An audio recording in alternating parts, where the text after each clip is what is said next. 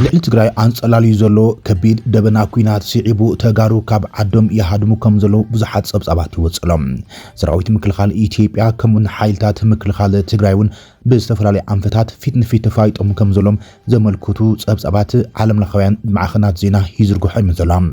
ሰራዊት ምክልኻል ኢትዮጵያ ልዑል ምጥንኻር ይገብረለን ካብ ዘሎ ከባቢታቱን ተጠቂሶም ኣለው ኣብዚ እዋናዊ ዝርዝር ምዕባለ መሰረት ብምግባር ዝርዝር ሒዝናልኩም ቀሪብና ኣለና ኢትዮጵያ ሕቶ ኣፍደገ ባሕራ ንምምላስ ኣብ ሙሉእ ቁመና ከም ዘላ ዘመልክት ኣዛዚ ሰራዊት ምክልኻል ኢትዮጵያ ዝተዛረበውን ሒዝና ኣለና ኣብ ከባቢታት ዶባት ኢትዮጵያ ጎረቤት ሃገር ወታደራዊ ኦፕሬሽን ጀሚራ ኤርትራ ነፋሪት መጓዓዝያ ካብ ክላ አይራ ክትወፅእ ከም ዝገበረት ዘመልክት ጸብጻቡን ወጽሎም እታ ካብ ርሑቕ ዝተበገሰት ነፋሪት መንገዲ ዳይሪ ኢንዲጎ ኣብ ከባቢታት ዶባት ኢትዮጵያን ኤርትራን ምስ በጽሐት ናብ ዝነበረትሉ ህንዲ ከም ዝተመለሰት ተገሊጹ ዘሎ ናይዚ ምኽንያት ዘመልክት ሓድሽ ምዕባለ ተሰሚዑሎ ነዚውን ሒዝና ኣለና ፕሬዚደንት አሜሪካ ዶናልድ ትራምፕ ካብቲ ምስ ኢራን ዝካየድ ዘሎ ኩናት ናይ ምውፃእ ስትራቴጂ ብግልጽ ክውጅ ብገለ ኣማኸርቱም ጸቕጢ ይግበረሉ ከም ዘሎ ዘመልክት ሚስጥራዊ ዝተባሃለ ሰነድ እውን ወጽሎም እዚ ከም ኢሉ እንከሎ ፕሬዚደንት ትራምፕ ምስ ፕሬዚደንት ሩስያ ቭላድሚር ፑቲን ኣብ ጉዳይ ኩናት ኢራን መሰረት ብምግባር ዘትየመሎ ብቴሌፎን ኢራን ሓያል ግብረ መልሲ ይባላ ኢራን ምስ ዋሽንግተን ዝኾነ ይኹን ድርድር የለን ክትብል ብሚኒስትር ጉዳያት ወጻኢ ኣቢላ መግለጺ ይባላም ካብ ትግራይ ሆራይዘን ዝኽብረ ሰላምታና ኣብ ዘለኹም ይብጻሕኩም ነዞም ዘለና ናይ ቀንዲ ነጥብታት ብዝርዝር ክንካፍለኩም ኢና ሰብስክራይብ ላይክ ሼር እናገበርኩም ዜናታትና ክሳብ መወዳእታ ተኸታተሉም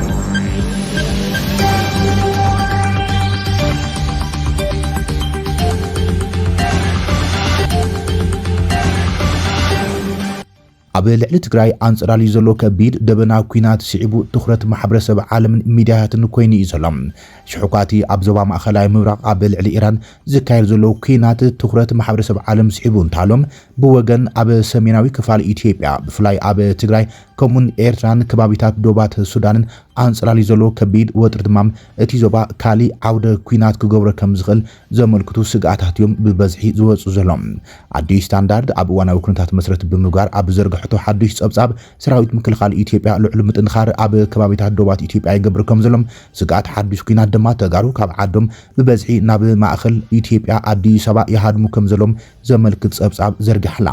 ኣብ ማዓሙቕ ለይቲ ኣብ ርእሰ ከተማ ትግራይ ከተማ መቐለም ብዓሰርታት ዝቑጸሩ መንእስያት ቦርሳን ሻንጣን ሒዞም ናብ ኣዲስ ኣበባ ዝጓዓዛ ኣውቶቡሳት ይርዩ ይደልዩ ወዲ 23 ዓመት ኣቤል ኣብቲ ኣብ ልዕሊ ትግራይ ዝተኻየደ ብ2020 ክሳብ 22 ኣቆጻጽራ ኣውሮፓውያን ኣብ ዝተኻየደ ጆኖሳይዳል ኩናት ውሕዱ 600 ሰባት ኣብ ዝቐተሎም ንሓይልታት ምክልኻል ትግራይ ተሰሊፎም ግቡእ ዝተዋጽዩ ሕዚ ግን ሓድሽ ግጭት ኣብ ትግራይ ቀረባ ምዃኑ ብሻዕውለት ገሊጹ ላሎ ንኣዲስ ስታንዳርድ ድሕሪ ሕዚ ይብል ኣቤል ድሕሪ ሕጂ ኣብዚ ውሕሰ ኣይኮነን ይብል እቲ ንድሕነቱ ክበሃል ሽሙ ዝተቐየረም ኣቤል ሰባት ክሞቱ ርአዮም ነዚ ዳግማይ ክነብሮን ክሪኦን ኣይደልን እዮም እቲ ኩናት ዳግማይ ክሕዘኒ ኣይደልን እየ ክብል ገሊጾም ኩናት መብዛሕትኡ ክፋል ማእኸላይ ምብራቕ ኣብ ስግር ሰማያት ቀይሕ ባሕሪ ከቃጽላ እንከሎም ኣብ ቀርኒ ኣፍሪቃውን ካልእ ግጭት ይመጸሉ ይብል እቲ ትንታኖም ሓይልታት ፌደራልን ትግራይን ዳግማይ ኣብ ከባቢታት ሰሜን ኢትዮጵያ ኣብ ሓበራዊ ዶባቶም ይተኣኻኸቡን ፊት ንፊት ተፋይጦምን እዮም ዘሎም እቲ ብ2022 ነቲ ዝሓለፈ ኩናት ሕድሕድ ዘብቅዕ ስምምዕነት ሰላም ፕሪቶሪያ ብግቡእ ተግባራዊ ስለዘይኮነም ዝምድናታት እውን ኣዝዩ ዘይርጉዑ ኮይኑ ጸኒሖም ኢትዮጵያ ምስ ትግራይ እትዳውብ ኤርትራ ዘለዋ ዝምድናውን እናኸፍአ ዝኸይድ ዘሎ ስለዝኾነም ነቲ ኩነታት ዝያዳ ዘሻቕል ገይርዎሎም ትኽክለኛ ቁጽሪ እኳ እንተዘየለም ብኣማይ ዝቑጸሩ ግን ካብ ትግራይ ቅድሚ ኩናት 16 ሚልዮን ህዝቢ ዝነበረላ ዝነበረት ትግራይ መዓልታዊ ብኣውቶቡስ ይኹን ነፋሪት ካብ ትግራይ ሰባት ይወጽኦም ዘሎም ኣቤል ክጽምበሮም ይደሉ እኳ እንተነበረም ነቲ 700 ኪሎ ሜትር ዝንውሓቱም ናብ ርእሰ ከተማ ፌደራል ኣዲስ ኣበባ ሓደ ካብቶም ውሕዳት ከባቢታት ኢትዮጵያ ብገለ ዓይነት ግጭት ወይ ዘይውሕስነት ዘየጋጥሞም ኣውቶቡሳት መሊኦም እዮም ዝጓዓዙ ዘሎም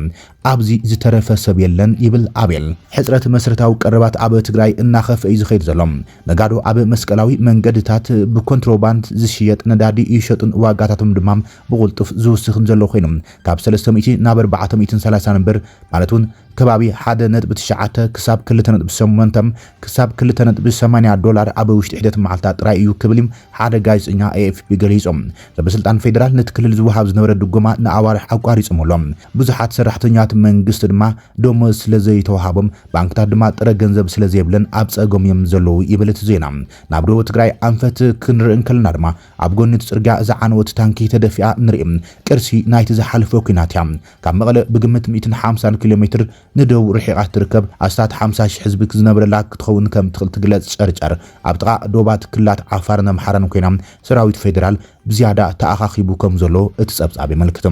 ኣብ ወርሒ ጥሪ ኣብ ተኻቢ ንሓጽር እዋን ውግእ ከም ዝተልዓለን ሙሉእ ግጭት ዳግማይ ይጅምረሎ ዝብል ስጋት ድማ ኣብ ተኸባቢ ዝርከብ ማሕበረሰባት ፈጢሮሎም ጓል 23 ዓመት ማህሌት ተረፈ ነቲ ድምጺ ከቢድ መዳፍዕ ምስ ሰምዐት ምስ ወዲ 3 ዓመት ወዳም ንሓጽር እዋን ናብ ካልእ ከተማ ሃዲማ ኣልኮላዊ መስተን ጽማቕን ዝሸይጥ ድኳና ከተካይድ ተመሊሳ ንግዲ ግን ዳርጋ ከም ዘየላ ኣግሊጻ ከምቲ ትርእይዎ ዘለኹም ምድረ በዳ ኮይኑ ዘሎ ኣብዚ ከባቢ ዝኾነ ሰብ የለን ክትብል ንኤፍፒ ተዛሪባ ኩናት ከይተጀመረ ምስ ወደይ ክኸይድ ደልየለኹም ኣዝየ ፈሪሕ ዘለኹ ክትብላ ነቲ ኩነታት ገሊጻቶም ኣብ ጨርጨር ዝርከብ ናይቲ ከባቢ በዓል ስልጣን ንኤፍፒ ኣብ ዝሃበ ሓበሬታ ናይ ግዜ ሕቶ ምዃኑ ግልጽ እዩ ኩናት ግን ክጅምር ምዃኑ የመልክቶም ዝናቡ ገብረ መድህን ሓድሽ ኩናት ክህሉ ኢሉ ሓይልታት ፌደራል ኣብ ጥቆም ወተሃደራት ኣሰሊፎም ከም ዘለውን ብዙሓት ስጋታት ከም ዘለዉ ይገሊጹ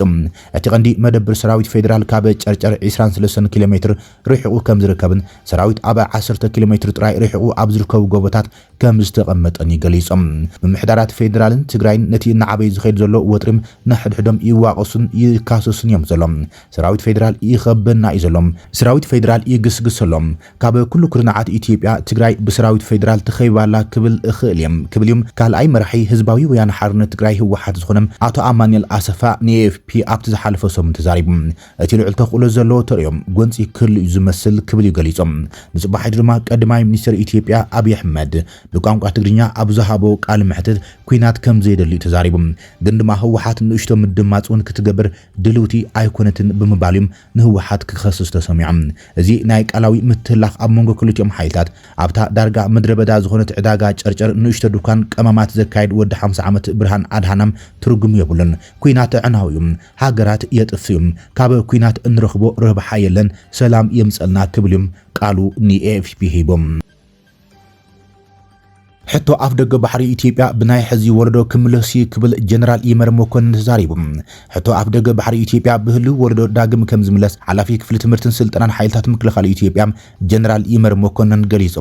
ሃገራዊ ማሕበር ሰራዊት ኢትዮጵያ ኣብ ቀይሕ ባሕሪ ዘተኮረም ዘተ ኣብ ከተማ አዲስ አበባ ካይደሎም ጀነራል ይመር ኣብቲ እዋን ኢትዮጵያን ቀይሕ ባሕርን ክልተ ገጽ ናይ ሓንቲ ሳንቲም ኮይኖም ዓሚቕ ምትእሳር ዘለዎም እዩ ክብል ገሊጾሎም ብታሪኽ ዋልታ ኣንጻር ወራር ወጻእተኛት መስመር ርክብን ንግድን ኮይኑ ጸንሐ ኮይኖም ኢትዮጵያ ኣብ ቀይሕ ባሕሪ ተሳትፎን ናብ ክትበጽሖ ምርግጋጽን ሃገራዊ ረብሓ ላዕላውነታን ኣብ ምሕላው ዓቢ ኣበርክቶ ከም ዘሎም እቲ ጀነራል ኣብቲ መድረኽ ገሊጾም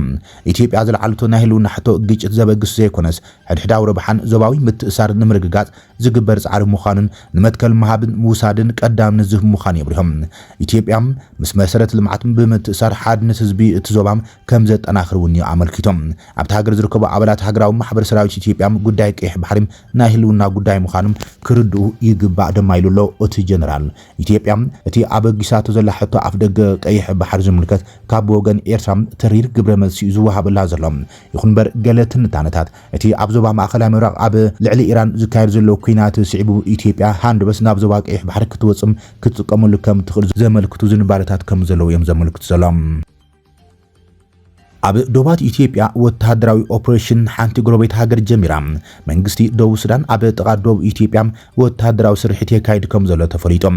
መንግስቲ ደቡብ ሱዳን ኣብ ምብራቃዊ ክፋል እቲ ሃገር ወተሃደራዊ ስርሒት ይጅምር ከም ዘሎም ኣፍሊጦሎም ነበርቲ ድማ ካብቲ ከባቢ ናብ ውሕስ ቦታ ክወጽኡ ኣዚዞም ብኣሽሓ ዝቑጸሩ ነበርቲ ካብቲ ብዓመጽቲ ዝተቆጻጸርዋ ከተማ ኣኮቦ ለቒቖም ናብ ኢትዮጵያ ይሃድሙ ከም ዘለዉ ተገሊጾሎም መንግስቲ ነቲ ትእዛዝ ዝሓለፈ ቀዳም ምሸት ዘውጽኦ ኮይኖም እቲ ናይ ግዜ ገደብ ዝሓለፈ ሶኒ ተወዲኦም ናብ ተግባራዊ ምንቅስቃስ ከም ዝተኣተወን እታ ከተማ ካብ ትማል ሶኒ ጀሚራም ባዶ ኮይና ከም ዘላ ተገሊጾም ደቂ ኣንስትዮ ህፃናትን ኣረጋውያንን ናብ ኢትዮጵያ ሃዲሞም ኣለዉ ክብል ሓደ ናይቲ ከባቢ በዓል ስልጣን ሰብኣዊ ሓገዝ ንኣልጀዚራ ኣብ ዝሃቦ ሓበሬታ ገሊጾም ሰራዊት ደቡብ ሱዳን ነቲ ኣብ ከተማ ኣኮቦ ዝርከብ ዓቃብ ሰላም ሕብራት ሃገራት ዓርቢ ክወፅእ ከም ዝኣዘዘ እዩ ተገሊጾም። ኣብ ኣኮቦን ከባቢያን ሰፊሕ ስርሒት ንምጅማር ስለ ዝወሰናም ዘየድሊ ጉድኣት ከይበጽሖም ዘመንግስታውያን ትካላትን ሲቪላትን ክወፁ ንላቦ ክብል ሓደ ወተሃደራዊ ወሃቢ ቃል ኣብ ዘውፅኦ መግለጺ ኣመልኪቶም። ከተማ ኣኮቦ ኣብዚ እዋን እዚ ኣብ ቤት ማእሰር ዝርከብ ምክትል ፕሬዚደንት ደቡብ ሱዳን ነበር ሪክ ማቻር ዝምራሕ ዕርዲ ምንቅስቃስ ሓርነት ሱዳን ምዃና እዩ ዝግለጽ። ኤርትራ ነፋሪት መጓዓዝያ ካብ ክልል ዓይራ ክትወፅእ ከም ዝገበረት ተገሊጾም። መሻርክቲ ኢትዮጵያ ካብ ዝኾነት ህንዲ ዝተበገሰት ነፋሪት መጓዓዝያ ካብ ክልል ዓይራ ኤርትራ ተገዲዳ ክትምለስ ከም ዝገበረ ዘመልክት ጸብጻብ ወጽሎም። በረራ መንገዲ ዓይራ ኢንዲጎም ዝሓለፈ ሶኒ ኣብ ደባት ኢትዮጵያን ኤርትራን ምስ ኣተወት ሃንደበት ናብ ዝተበገሰትሉም ኒው ዴልሂ ህንዲ ክትምለስ ተራእያ። እዚ ሃንደበታዊ ምምላስታ ነፋሪት መጓዓዝያ ድማ ንብዙሓት ዘዘራርብ ዘሎ ኮይኖም እቲ መንገዲ ዓይራ ዛጊድ ዝበሎ ወጋዓዊ መብርሂ የለን እዮም። ይኹን እምበር እታ ነፋሪት ሓይሊ ኣየር ኤርትራ ፍቓድ ክልል ዓይራ ስለ ዝኸልዓም እታ ነፋሪት ዩተርን ብምግባር ናብ ደልሂ ክትምለስ ኣገዲድዋ ይብል ሓዱሽ ሓበሬታ። ቦይንግ 787 ድሪም ላይነር ብኢንዲጎ ካብ ኖርዌጃዊ መንገዲ ዓይር ኖስ ኣትላንቲክ ኤርዌይስ ዝተኻረየት ምዃና ምስ ተገለጸ ኮይኖም እታ ነፋሪት ትማሊ ብ9 መጋቢት 2026 ኣስታት 12:30 AM ካብ ደልሂ ተበጊሳ ከም በረራ 6:21 ናብ ማንቸስተር እንግሊዝ ትጓዓዝያ ነይራ። ኣብ ዞባ ሃገራት ወሽመጥ ባሕርን ፋርስን ንጡፍ ግጭት ብምህላው መደበኛ መምርሒም EASA ተኸቲሎም መስመር እታ ነፋሪት ብኣፍሪቃ ኣቢላም ናብ ደቡብ ገጻ ብምራሕ ቅድሚ ናብ መሬት ኤርትራ ምቕራባም ናብ ክልል ዓይሪ ኢትዮጵያ ኣትያ ነይራ። ብመሰረት መረዳእታ ምክታል ፍላይት ራዳር 24 እታ ነፋሪት ኣብ ልዕሊ ክልል ዓይሪ ኤርትራ ኣብ ልዕሊ ወይ ድማ ኣዝያ ኣብ ጥቓ ክልል ዓይሪ ኤርትራ ኣብ ዝነበረትሎም ሃንደበት መስመራ ንድሕሪት ብምምላስ ናብ ህንዲ ክትምለስ ዝጀመረት ኮይና ኣብ መወዳእታ ድማ ከባቢ ሰዓት 2:30 ድሕሪ ቀትሪ ናብ ደልሂ በፂሓ ተባሂሎም ዳርጋ 14 ሰዓታት ኣብ ኣየር ከም ፀንሐት እቲ ሓበሬታ ምልክት ሰላም ሰበስልጣን ኤርትራ እታ ነፋሪት ምስ መንገዲ ዓይር ኖርስ አትላንቲክ ዝተኣሰር ናይ ምዝገባን ልዕሊ በረራ ፍቃድን ሒዛ ኣብ ትሕቲ ምልክት ጻውዒት ኢንዲጎ ትበር ምንባራም እኹል ሓበሬታ ከም ዘይነበሮም የመልክት እቲ ድሕሪ ዝወፀ ዜና እዚ ኣብ ልሙድ ንግዳዊ ኣቪዬሽን ፍሉጥ እኳ እንተኾነም ኣብ መወዳእታ ደቂቕ ናብ ክልል ዓይር ኤርትራ ከይተኣቱ እቶም ሰራሕተኛታት ኣቪዬሽን ኤርትራ ከልክሎም ይብል ድሕሩ ኢንዲጎ ነቲ ፍጻመ ውጽኢት ናይቲ ምስ ኩነታት ምዕራብ ኤሽያ ዝተኣሳሰር ሃንደበታዊ እግራታት ክልል ዓይር ምዃኑ ብምግላጽ ኣብ መጻኢ ናይ ነዊሕ ርሕቀት ኣገልግሎታት ተመሳሳሊ ጉዳያት ንምኽልካል ምዝምልከቶም ኣካላት ይሰርሑ ከም ዘለዉ ገሊጾሎም። ኣብታ መዓልቲ እቲኣ ካልእቲ ናብ ኣውሮፓ እትኸይድ ነፋሪት ኢንዲጎም ብተዛማዲ ምኽንያታት ናብ ካይሮም ክትምለስ ከም ዘገደደ እዩ እቲ ሓበሬታ ኣመልኪቱ ሰላም። ፕሬዚደንት ኣሜሪካ ዶናልድ ትራምፕ ካብቲ ምስ ኢራን ዝካየድ ዘሎ ኩናት ናይ ምውፃእ ስትራቴጂ ብግልጽ ክእውጅ ብገለ ኣማኸርቱ ጸቕጢ ይግበረሉ ከም ዘሎም ዘ ዎል ስትሪት ጆርናል ኣቃሊዓላ ዋይት ሃውስ ግን ነቲ ሓበሬታ ብትሪ ነፂግዎሎም። ብመሰረት እቲ ስሞም ዘይተጠቐሰ ምንጭታት ዝጠቐሰ ጸብጻብ ዎል ስትሪት ጆርናል ኣማኸርቲ ትራምፕ ሰራዊት ኣሜሪካ ኣንጻር ኢራን ቅንዲ ወተሃደራዊ ዕላማታት ከም ዝበጽሕ ይኣምኑ። ቀንዲ ዕላማታት ኩናት ኣሜሪካ ፕሮግራም ሚሳይል ኢራን ምዕናው ሓይሊ ባሕሪ ሃገር ምጥፋም ኢራን ኣብ ዞባን ዝርከቡ ዕጡቃት ትገብሮ ደገፍ ደው ምባልን ኒውክሌራዊ ኣጽዋር ከይትረክብ ምኽልካልን ይርከብዎም። ስለዚ እቲ ፕሬዚደንት ነዚ ዓወት ንህዝቢ መብርሂ ክብ ናይ ምውፃእ መደቡ ክፈልጥን ይደሊ እዩ ኢሎምሎም። እንተኾነ ወሃብ ቃል ፕሬዚደንት ዋይት ሃውስ ካሮሊ ሌቪት ነቲ ጸብጻብ ብትሪ ነፂጋቶም። እታ ወሃቢት ቃል እቲ ዛንታ ብሽሞም ዘይተገልጸ ምንጭታት ዝተፈርወ ከም ምዃኑ ብምግላጽ ላዕለዎት ኣማኸርቲ ናይቲ ፕሬዚደንት ስርሒት ዕውት ምዃኑ ኣብ ምርጋዝ ጥራይ ዘተኮረ ምዃኑ ገሊጻ። እቲ ጎስጓስ መዓዝ ከም ዝውዳእ ክውስን ዝኽእል ፕሬዚደንት ትራምፕ ጥራዩ ክትብልያ ወሲኻ ገሊጻ። ካልእ ኣብ መንጎ ኣማኸርቲ ዘተሓሳስብ ዘሎ ፖለቲካዊ ጸቕጢ እዮም። እቲ ኩናት እንተተጓቲቱ ዋጋ ነዳዲ እንተቐፂሉ ድማ ኣብ ዝመጽእ ናይ መፋርቕ ምርጫ ደገፍ ሪፐብሊካን ክሽርሸር ይኽእል እዩ ዝብል ስጋት ኣሎም። ልዕሊ ፍርቂ ኣሜሪካውያን ንከም ዝበለ ኩናት ከም ዝቃወሙ ዳሃሳስ ህዝባዊ ርእይቶ ኣመልኪቶሎም። ዋላ እኳ ገለ ካብቲ ኣማኸርቲ ስክፍታት እንተሃሎም ኢራን ኣብቲ ዞባ ንዝርከባ ሃገራት መጥቃዕቲ ክሳብ ዝቐጸለት እስራኤል ድማ ዕላማታት ምውቃዕ ክሳብ ዝቐጸለት እቲ ኩናት ኣብ ቀረባ እዋን ክውዳእ ተኽእሎ የብሉን እዮም። ፕሬዚደንት ትራምፕ ንኢራን ኣብ ልዕሊ ኣሜሪካን እስራኤልን መጥቃዕቲ ክትፍጽም ብተረጋጋምን ብኸቢድን ከም ዘፈራርሓም ውሽጣውያን ሰባት ነታ ጋዜጣ ኣረጋጊጾም እዮም። ነቲ መጥቃዕቲ ኢዳ ዘይምሃባ ድማ ከም ዘገርሞም እዮም ገሊጾምለይ ትብል ዎል ስትሪት ጆርናል። ፕሬዚደንት ኣሜሪካ ዶናልድ ትራምፕ ምስ መራሒ ሩስያ ቭላድሚር ፑቲን ኣብ ጉዳይ ኩናት ኢራን ተዘራሪቦም። ፕሬዚደንት ሩስያ ቭላድሚር ፑቲንን ፕሬዚደንት ኣሜሪካ ዶናልድ ትራምፕን ማልሶኒ ብዛዕባ ኩናት ኢራን ግጭት ዩክሬን ኣብ ዝገብርዎም ግልጹን ሃናጽን ጻውዒት ቴሌፎን ከም ዝዘራረቡም ክሬምሊን ጸብጺባላ። ፑቲንን ትራምፕን ድሕሪ ወርሒ ታሕሳስ ኣብ ዝገብርዎ ፈላማይ ዝርብ ናይ 1 ሰዓት ጻንሒት ከም ዘካይድን ዋሽንግተን ነቲ ዘተ ከም ዘድለየትን ዲፕሎማስያዊ ኣማኻሪ ፑቲን ዩሪ ኦሽኮቭ ብምጥቃስ ማዕኸና ዜና ሩስያ ጸብጺበን። ኦሽኮቭ እቲ ዝርብ ኣብ ዙርያ ግጭት ምስ ኢራን ከምኡን ምስ ወከልቲ ኣሜሪካ ኣብ ምፍታሕ ሕቶ ዩክሬን ዝካየድ ዘሎም ክልቲያዊ ድርድርን እዩ ተገይሩ ዘሎ ኢሉ ኦሽኮቭ ፑቲን ነቲ ሩስያ ቁልፍ መሓዛ ዝኾነት ኢራን ኣንጻር ኢራን ዝካየድ ዘሎ ኩናት ቁልጡፍ ፖለቲካውን ዲፕሎማስያውን ፍታሕ ክግበር ይጸውዖም እቲ መራሒ ሩስያ ንትራምፕ ወታደራት ሩስያ ብብዙሕ ዓወት ዝስግምሉ መስመር ክብህሉ ኩነታት መግለፂ እውን ሂብዎ ክብል ወሲኹም ንኩናት ዩክሬን ብምጥቃስ ገሊፆም ፑቲን ኣብ ግጭት ዩክሬን ብትራምፕ ንዝተገበረ ናይ ሽምግልና ጻዕርታት ብእወንታ ገምጊሙ ክብል እዩ እቲ ኣማኻሪ ገሊፆም ኣብ መንጎ ሰበስልጣን ሩስያን ኣሜሪካን ከምኡን ኣብ መንጎ ሰበስልጣን ሩስያ ኣሜሪካን ዩክሬን ተኸታታሊ ዝርብ ተኻይዱ እንትነበረም ተኽሲ ዶም ንምባል ኣብ ዝግበር ዘሎ ጻዕር ግን ዝኾነ ውጽኢት ኣይተመዝገበን እዮም ወሽኮቭ ዋሽንግተን ሙስልዊ እህጉራዊ ኩነታት ዝተኣሰሩ ተኸታተልቲ ኣዝዮም ኣገደስቲ ሕቶታት ክትዛተ ከም ዝደለየት ገሊፆም እቲ ዕላል ዕቱብን ሃናጺን ነይሩ ክብል ወሲኽ ገሊፆም ትራምፕን ፑቲን ኣብ ዝሓለፈ ዓመት ኣብ ወርሒ ነሓሰም ኣብ ኣላስካ ዋዕላ ካይዶም ከም ዝነበሩ ይዝከር እዮም ኢራን ድማ ተሪድ ዝተባሃለ ግብረ መልሲ ይባላ ምስ ዋሽንግተን ድርድር ዝበሃል የለን ክትብል ኢራን ፍሊጣላ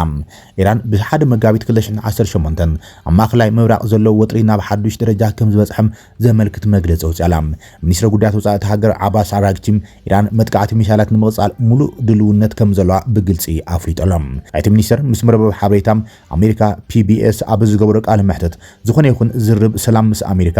ኣብዚ እዋን እዚ ካብ ኣጀንዳ ወፃኢ ምዃኑ ረጋጊፆም እዚ መግለፂ ፕሬዚደንት ዶናልድ ትራምፕ ብኢራን ዘሎ ግጭት ኣዝዩ ኣብ ቀረባ እዋን ክውዳእ ዝብል ተስፋ ዝህብ መደረም ድሕሪ መሃቡ ድሕሪ ሓደ መዓልቲ ሒቡ ዝወፀ ይኹን እምበር መልእኽቲ ዓባስ አራግቺ ተፅቢታት ትራምፕ ዘዳኸመ ኮይኖም ዲፕሎማስያዊ ዝምድና ክልቲና ሃገራት ዝያዳ ኣጋዲድዎሎም ኣብዚ እዋን እዚ ዝምድና ክልቲና ሃገራት ሙሉእ ብሙሉእ ተቋሪፁ ስለ ዘሎም ቴህራን እቲ መጥቃዕቲ ክትቆፅሎም ምዃና ዘስግእ ስጋኣት ነቲ ዞባዊ ወጥሪ ናብ ልዕል ደረጃ ኣዕብይዎሎም ብመሰረት ፀብፃባት እህጉራውያን ማዕከናት ዜና ወታደራዊ ተወፋይነት ኢራን ምዕፃዊ ዲፕሎማስያዊ ማዕፆን ኣብ ዝቕፅሉ መዓልታት ክፍጠር ዝኽእል ግጭት ስክፍታታት ኣበጋጊሶሎም